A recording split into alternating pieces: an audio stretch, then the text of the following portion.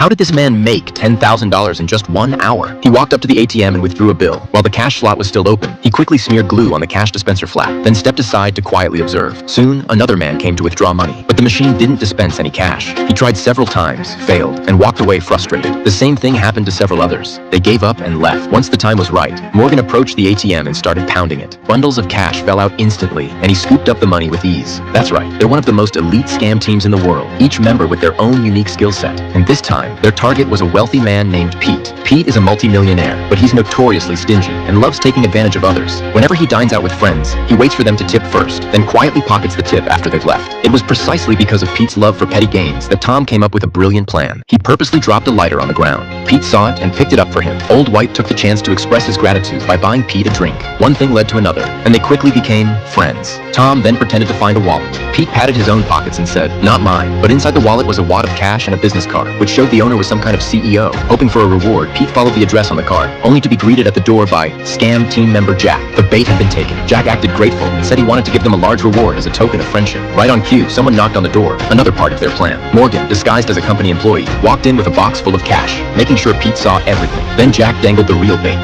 "There's a very lucrative project going on right now. Since we hit it off, how about treating this reward as your investment? You'll keep 100% of the profits." With such a no-risk, all-reward offer, Pete was hooked. Little did he know, this was only step one of the entire con. Next came the setup, creating the illusion of a $50,000 return. The goal? Make Pete fully believe. Morgan pulled the ATM trick again, and Tom stole wallets up and down the block. They quickly gathered $100,000 in cash. They split the money in two and staged a fake $500 investment turned into $50,000 scenario. Pete was blown away and totally convinced. Tom seized the moment. "If it's this profitable, how about we go in on something bigger with you?" Blinded by greed, Pete agreed instantly, and they scheduled a meeting for the next day to discuss investment details. The next step? Fake a high-end office. They snuck into a fancy office building using fake credentials, swapped out a nameplate, and turned an empty room into their headquarters. The next day, Pete showed up as planned. Jack explained the investment. Total project, $10 million.